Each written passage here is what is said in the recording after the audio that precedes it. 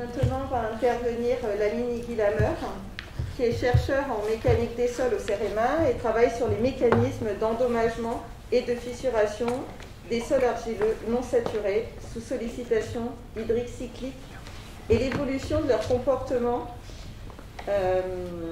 hydromécanique dans le contexte du changement climatique. Il travaille sur la conception et le développement de nouvelles solutions dont on a fait illusion, de remédiation pour la résilience des ouvrages face aux risques sécheresse et au phénomène de retrait-gonflement des sols argileux. Donc, sa présentation s'appelle « Résilience et adaptation face au changement climatique pour les maisons et les routes exposées au phénomène de retrait-gonflement des argiles ». Bonjour à tous. Donc aujourd'hui, je vais vous présenter les travaux du CEREMA pour la conception et le développement de nouvelles solutions de remédiation pour la résilience et l'adaptation au changement climatique des ouvrages tels que les maisons individuelles et les routes qui sont exposés à la sécheresse et au phénomène de retrait-gonflement des sols argileux. Donc vous avez ici le plan de la présentation. Je vais commencer par un bref point d'actualité sur la sécheresse, plus particulièrement sur les maisons individuelles. Ensuite, je présenterai quelques notions sur des définitions sur le phénomène de retrait-gonflement et les caractérisations qu'on réalise en laboratoire. Ensuite, donc, je ferai un focus sur les impacts du retrait-gonflement sur les ouvrages, les maisons et les routes, et donc faire l'accent sur les effets de l'environnement proche sur les deux ouvrages.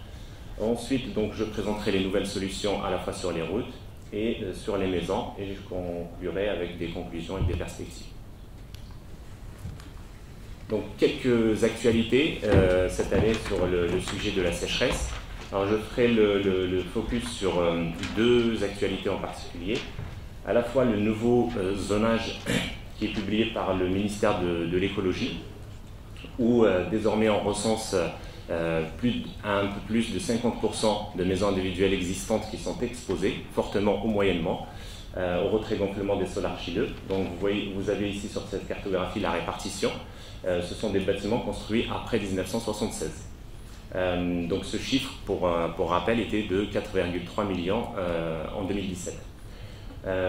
En termes d'exposition, on arrive à 48% des sols métropolitains qui sont exposés moyennement ou fortement au retrait-gonflement. Ensuite, vous avez ici aussi les nouveaux chiffres, on va dire les chiffres de 2021 de la Fédération française de l'assurance en termes de projection sur l'impact du changement climatique sur la sécheresse. Donc là, je fais un focus sur la sécheresse. Alors ces chiffres ont été déjà publiés, cette étude ou ce rapport a été publié en 2015. Donc là, vous avez le comparatif avec le triplement de la charge moyenne annuelle qui se confirme à horizon 2050. Et puis, ce qui est intéressant à noter ici, c'est l'impact du changement climatique, qui passe d'une estimation à 8 milliards d'euros à horizon 2040 à un nouveau chiffre en 2021 à 17,2 milliards d'euros à horizon 2050. Donc on voit bien l'impact du changement climatique sur l'évolution du phénomène de sécheresse et donc le retrait-gonflement des sols argileux.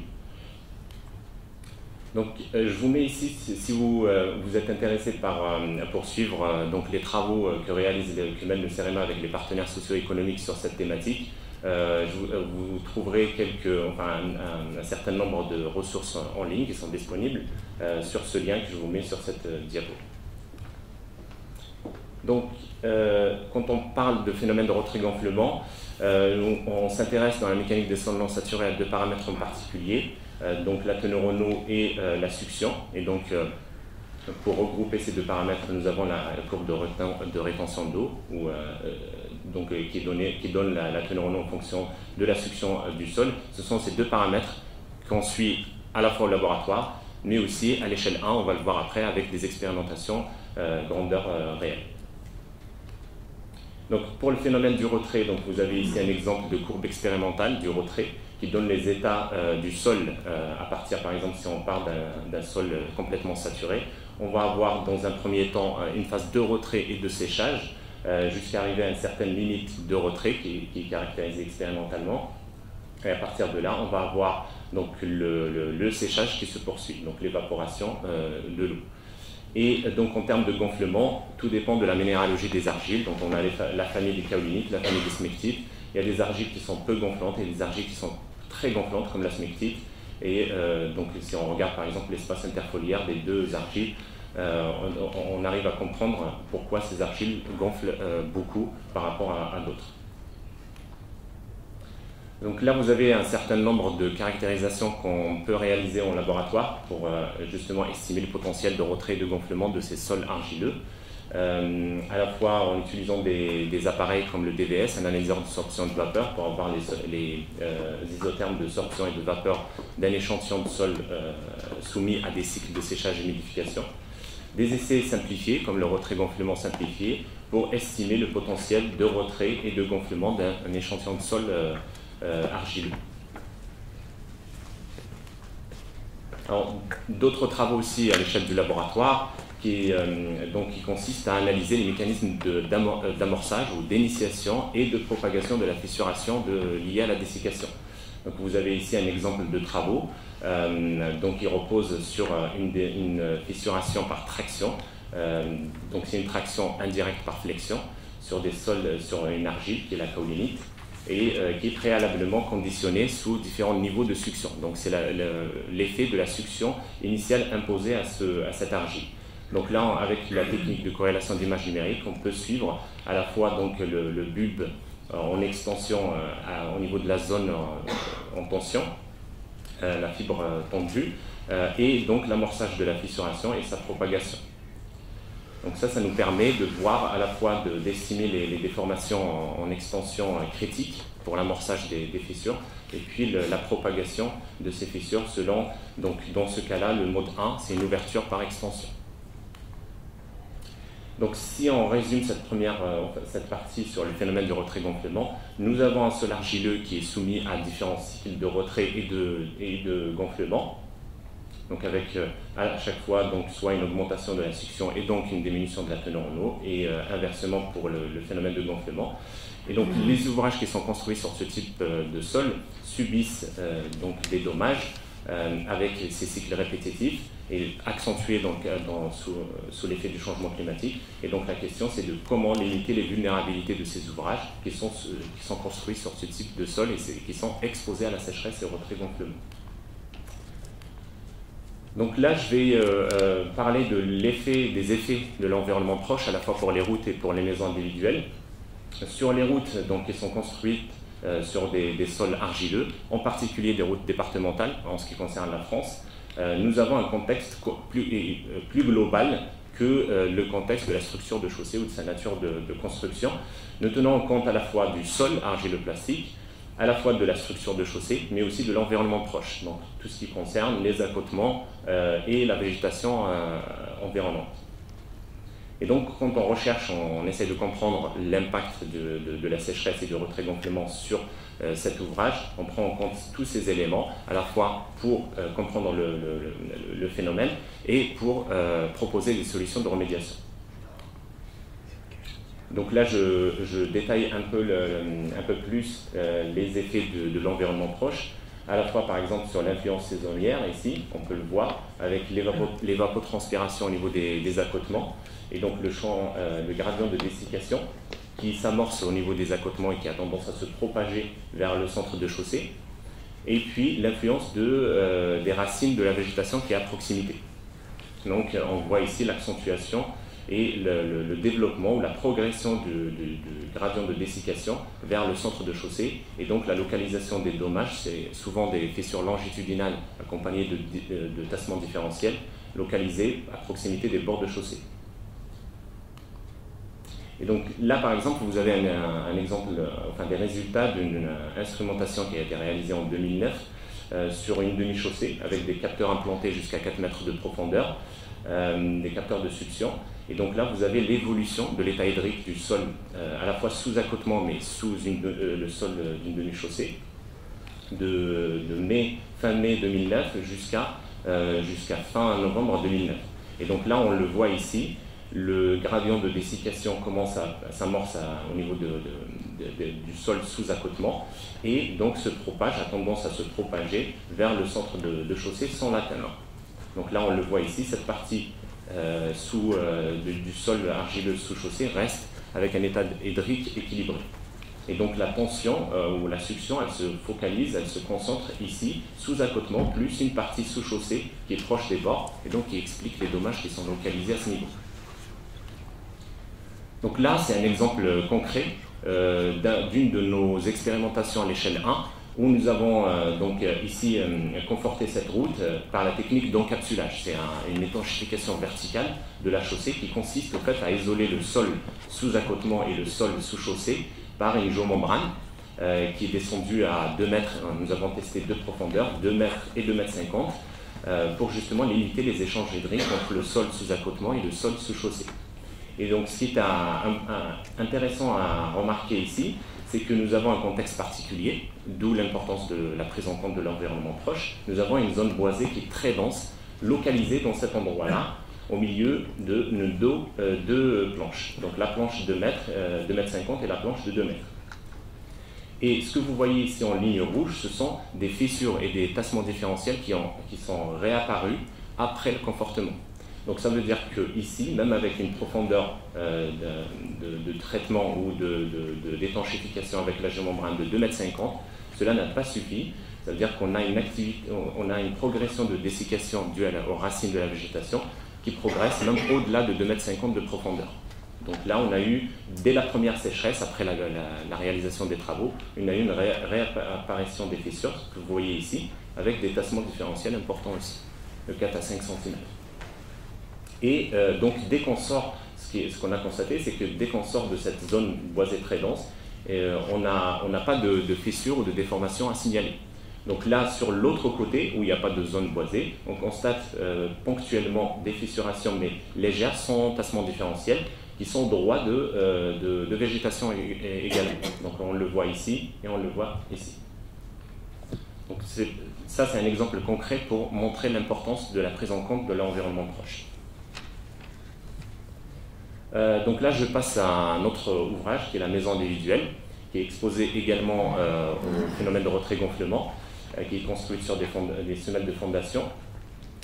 Donc là aussi, c'est pareil, nous prenons en compte à la fois la construction, donc la qualité de la construction, le sol argileux et l'environnement proche. L'environnement proche, la présence de la végétation à proximité et le cycle de l'eau ou la gestion des eaux à proximité des fondations. Donc là aussi, vous avez ici quelques origines de désordre, quelques exemples, à la fois lorsqu'il s'agit d'une mauvaise gestion des eaux pluviales, comme on laisse par exemple l'infiltration des eaux de pluie au droit des façades ou des fondations. On a l'effet de la végétation ou des défauts de construction. Donc là, vous avez aussi un exemple concret. Alors pour le voir, vous avez le schéma ici.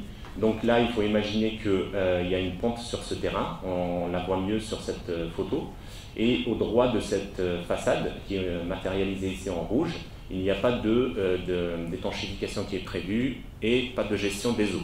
Donc toutes les eaux qui ruissellent sur cette pente arrivent et s'infiltrent au droit de cette façade. Et donc ce qui se passe dans la réalité, c'est que cette façade, elle s'enfonce dans le sol. Et le sol est très argileux plastique. Le propriétaire a lui-même pris en charge, parce que la commune n'est pas reconnue CatNat, sécheresse, une étude de sol, et ils ont identifié une couche d'argile très plastique d'au moins 7 mètres. Donc voilà, donc là, sur cette façade-là, c'est un exemple concret de l'absence de traitement, enfin de disposition pour prendre en compte les effets de l'environnement proche, qui ont induit des fissurations au niveau de cette façade et des tassements importants, comme on peut le voir ici, au niveau du séjour, en face de cette façade. Donc je passe aux solutions. À la fois, donc, je vais commencer par les routes et après je parlerai des maisons individuelles. Donc vous avez ici une synthèse du projet ORSS, l'Observatoire des routes sinistrées par la sécheresse, qui a été mis en place par le CEREMA en partenariat avec les départements de la région Centre-Val de Loire. Donc 5 départements qui sont cités ici. Depuis 2017, donc vous avez ici quelques chiffres jusqu'à aujourd'hui, donc il se poursuit encore jusqu'en 2024 et 2025. Donc, alors, avec chaque département, nous réalisons des expérimentations à l'échelle 1 et chaque expérimentation suit ce calendrier prévisionnel. Une première année pour identifier le site et la solution technique à expérimenter et la réalisation des travaux. Ensuite, un suivi sur 3 années et une année pour la capitalisation des résultats et la valorisation. Donc, dans ce projet, donc, nous proposons différentes solutions en prenant en compte les différents éléments que j'ai cités tout à l'heure. Ça veut dire qu'on propose des solutions à la fois où on agit sur la structure de chaussée pour la renforcer et limiter la progression des fissures parce que le sol argileux reste en place et donc subit les phénomènes de retrait-gonflement. Des solutions pour traiter, pour agir sur l'environnement proche, comme ce que je vous ai montré tout à l'heure, l'étanchéification verticale, mais on fait aussi l'étanchéification horizontale des accotements pour, si vous vous rappelez, le diagramme de dessiccation, ça fait ça, et donc ça arrive ici, et donc ce sol qui est sous-chaussé a un état hydrique équilibré. Donc l'idée de l'étanchéification horizontale, c'est de repousser ce gradient, ce schéma de dessiccation à ce niveau-là pour protéger cette zone qui est sous-chaussée. Et des solutions de catégorie 3 où on agit directement sur le sol argileux. On va le voir après avec des traitements, ce qu'on appelle les stabilisations physico-chimiques. Donc là, vous avez ici en illustration les différentes solutions que nous avons réalisées avec les départements qui sont en cours de suivi. Donc de catégorie 1 où on agit sur la structure de chaussée avec ce que vous connaissez déjà, les géogrilles, des géogrilles spéciales qu'on appelle les triaxiales par leur forme. Aussi une stabilisation avec des blocs de polystyrène, la solution compostyrène de Colas, des solutions de catégorie 2, donc l'étanchéification verticale que j'ai citée tout à l'heure, l'étanchéification horizontale des accotements par géomembrane ou par un enduit de surface, et donc injection de résine expansive.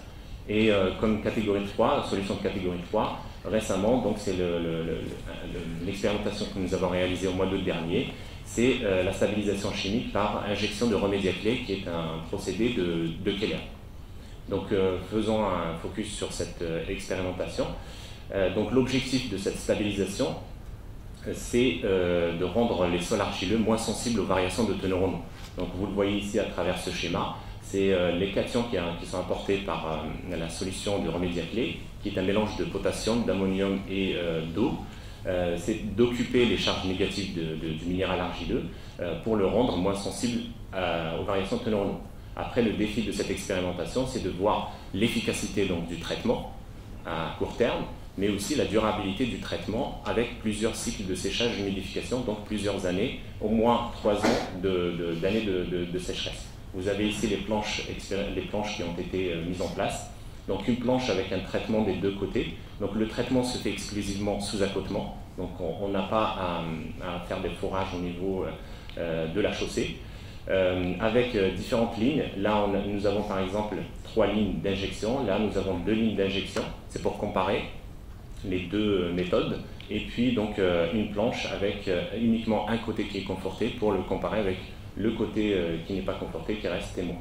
Avec des instrumentations au milieu de chaque planche, avec des capteurs aussi de teneur en eau qui sont implantés dans le sol jusqu'à la hauteur, jusqu'à la profondeur de la couche d'argile identifiée. Voilà, donc ici vous avez quelques illustrations des travaux. Donc la machine qui permet d'injecter avec 3 tiges et donc le remédia clé que vous avez ici. Donc ça c'est le remédia clé recyclé parce que ce qui est le reflux de ce qui est injecté est récupéré et réinjecté dans le circuit. Et donc là vous avez des illustrations sur l'instrumentation avec des capteurs de teneur en eau qui sont implantés dans le sol. Donc je passe sur les solutions de remédiation pour les maisons individuelles.